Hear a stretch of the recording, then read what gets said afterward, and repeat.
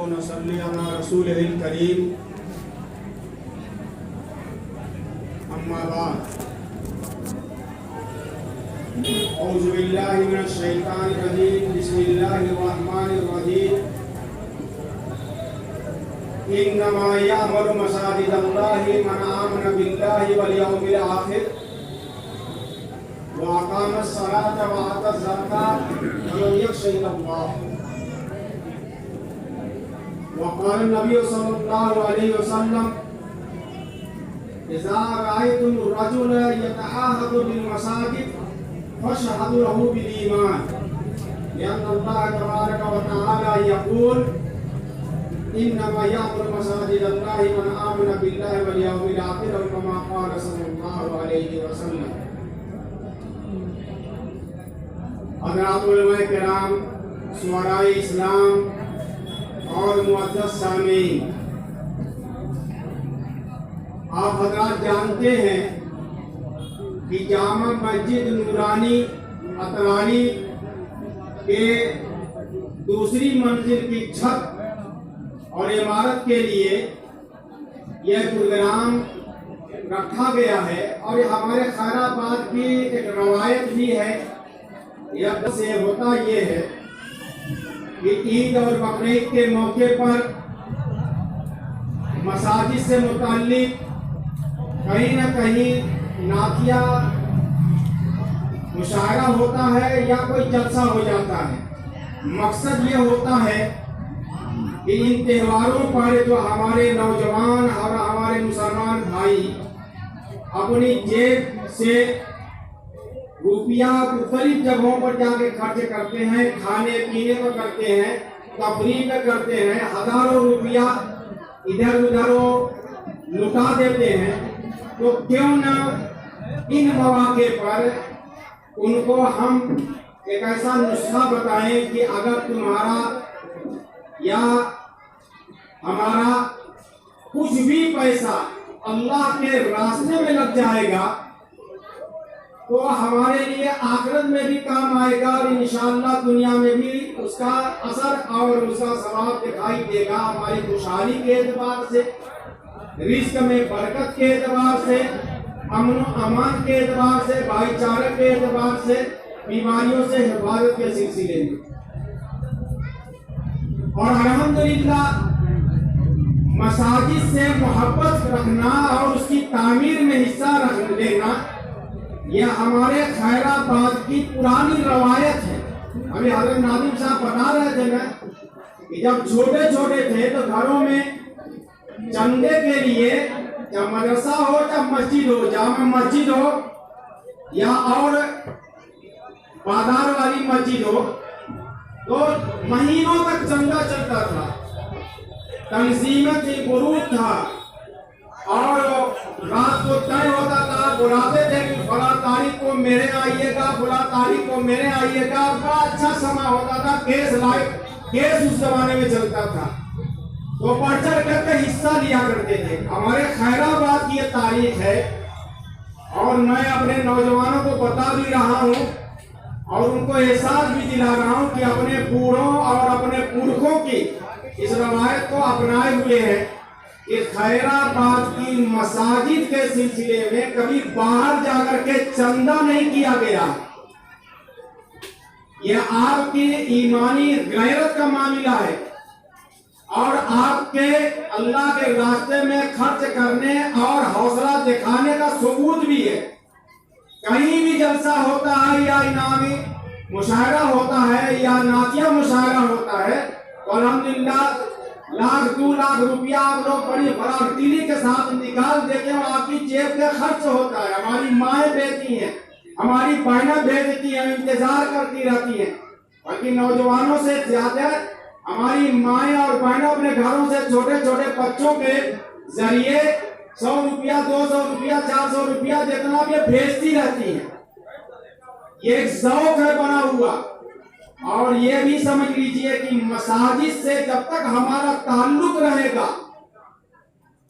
تب تک ہمارے خیر رہے گا. خیر آباد کا مطلب ہے یہ خیر کے ساتھ آباد رہے گا. اور آج تک آپ دیکھے ہوں گے کیا خیر آباد میں کوئی بڑا واقعہ اللہ نے ہونے دیا؟ طرح طرح کے قرب و جوار میں معاملات ہوئے، مصیبتیں آئی، خطرات آئے، لیکن آپ کا یہ خیر آباد اپنے آبادی کے دنوں سے لے کر کے اور آج تک اب تک جبکہ حالات نہایت بگاڑ دیے گئے ہیں، لیکن آپ امن اور چین کے ساتھ رہتے ہیں۔ اس کا مطلب سمجھ رہے ہیں؟ یہ آپ کے اور آپ کے سوچنے کی بات ہے کہ ہمارا کوئی نظم نہیں ہے، یہ اللہ کا کرم ہے ہمارے اوپر، اور اللہ اس کو باقی رکھے۔ اور اللہ تعالیٰ اپنے راستے میں خرچ کرنے والوں کو جبکہ اللہ کا گھر بنایا جائے تو اس کو ضائع نہیں کرتے ہیں اور اس کا اجر دنیا میں دیتے ہیں۔ میں آپ کا گھر بنواؤں، آپ 15 لاکھ 10 لاکھ 20 لاکھ کا گھر بنا رہے ہیں اور انتظام کر رہے ہیں، اور اس میں میں آپ کا 1 لاکھ 2 لاکھ سے تعاون کروں گا تو کیا سوچئے کہ آپ کے دل میں کیا خیال آئے گا کہ بھائی مصیبت میں انہوں نے میرا کام کیا اور ساتھ دیا اور میرا گھر بنوانے میں تعاون کیا۔ اگر انسانیت ہوگی تو جب بھی موقع ملے گا اس کا اعتراف بھی کریں گے اور اقرار بھی کریں گے اور میرے کام آنے کی کوشش بھی کریں گے۔ اللہ رب العزت بے نیاز ہے،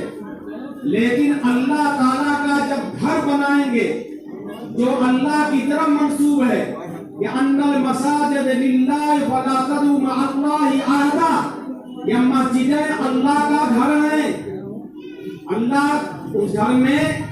اپنے بندوں کو اپنے سامنے جھکا ہوا جب دیکھتا ہے اور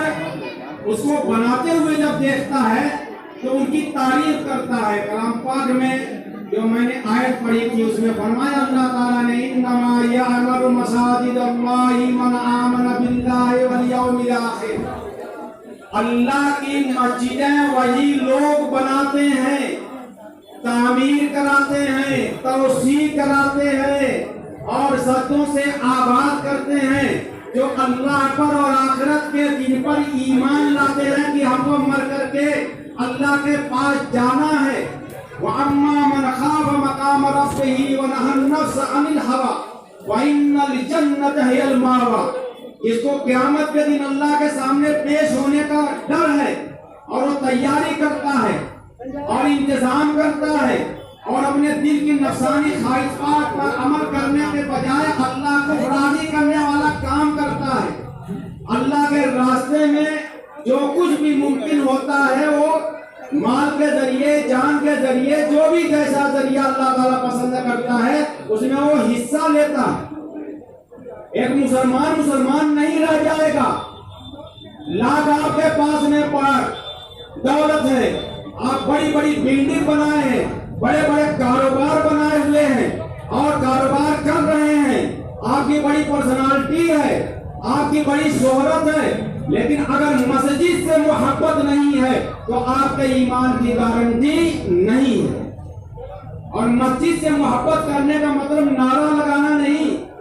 مسجد کو اپنے سدوں سے آباد کرنا اور مسجد کی تعمیر میں حصہ لینا یہ آپ کے آخرت کے لیے ضروری ہے۔ دنیا میں تو بہت کچھ آتا جائے گا، لیکن آپ ہی لوگ تو ہیں فٹ بال میں دوڑ کے جاتے ہیں اور دیتے ہیں، انعام بھی دیتے ہیں کہ وہاں شہرت ہو جائے گی، کرکٹ کے میچ میں جاتے ہیں، ٹورنامنٹ میں بیٹھتے ہیں، یہ دنیا کی شہرت کے لیے جب آپ خرچ کر سکتے ہیں تو ذرا سوچئے جو مسجد ہمارے ایمان کی علامت ہے، جو مسجد ہماری عظمت کی علامت ہے، جو مسجد رسول کائنات صلی اللہ علیہ وسلم کے دین کی تبلیغ کا مرکز رہی ہے۔ اللہ کے رسول نے سب سے پہلے مدینہ میں مسجد بنائی، حضرت ابراہیم نے دنیا میں سب سے پہلے مسجد بنائی، اللہ تعالیٰ نے دنیا میں سب سے پہلے مسجد بنائی۔ ان اول بیت وضع للناس للذی ببکۃ مبارکا وہدی للعالمین، دنیا میں سب سے پہلا مکان، تعمیر، گھر جو بنایا گیا وہ لوگوں کی عبادت کے لیے وہ بیت اللہ تھا۔ اور بیت اللہ کے مناسبت سے آپ نے دیکھا یہ بقرعید کا تہوار جو ہے وہ بیت اللہ کے حق سے مناسبت ہے۔ اس موقع پر آپ سے اپیل کی جا رہی ہے، اس لیے تمام مسجدوں کا قبلہ خانہ کعبہ ہے اور پہلا گھر دنیا میں وہ خانہ کعبہ ہے، اور اس موقع پر آپ نے جو قربانی کی اس کے بانی کی سنت ہے، حضرت ابراہیم کی سنت ہے،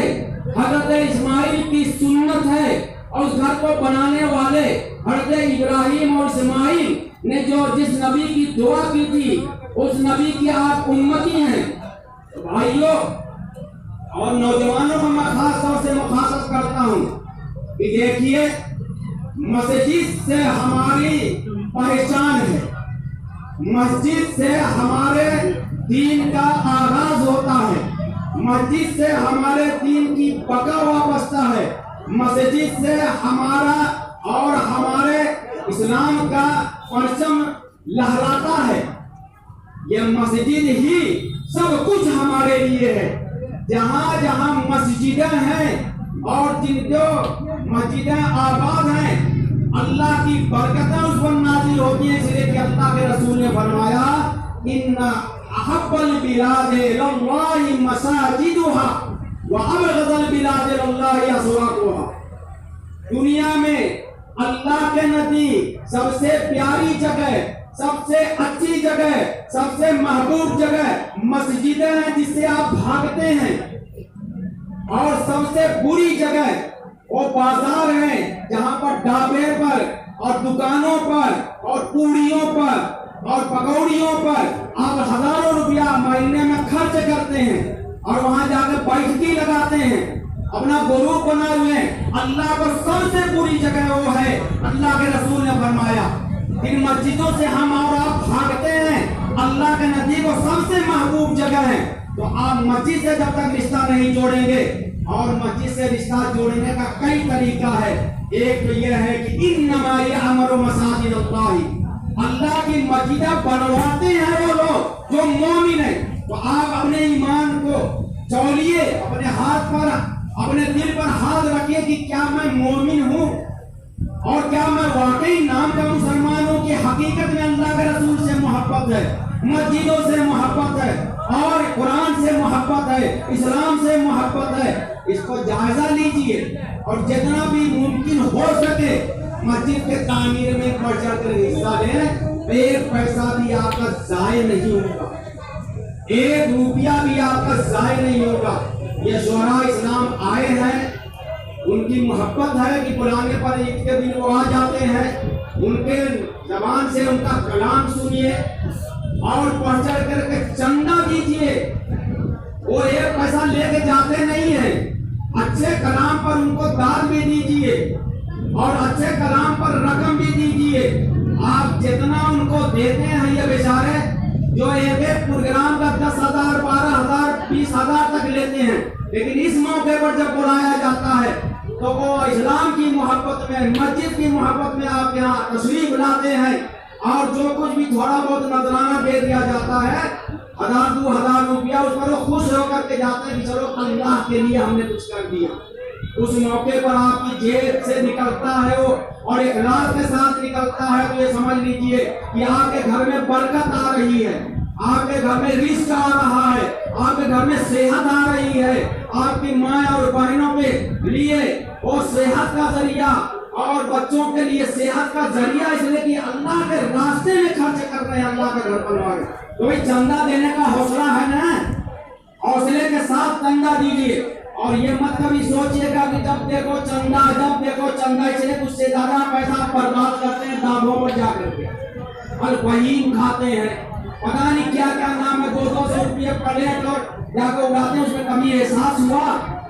کہ ہماری رقمیں جو برباد ہو رہی ہے پیٹ بھرنے کے لیے، کیا اس میں سے 100-200 روپیہ اگر ہمارا مسجدوں پر لگ جائے گا اور لگتا رہے گا مہینوں میں اور ہم دیتے رہیں گے، کم سے کم آخرت تو سمجھ جائے گی۔ اس لیے مسجد کا مقام سمجھیے اور دل کھول کر کے چندہ دیجیے، انشاءاللہ آپ اپنی روایت سے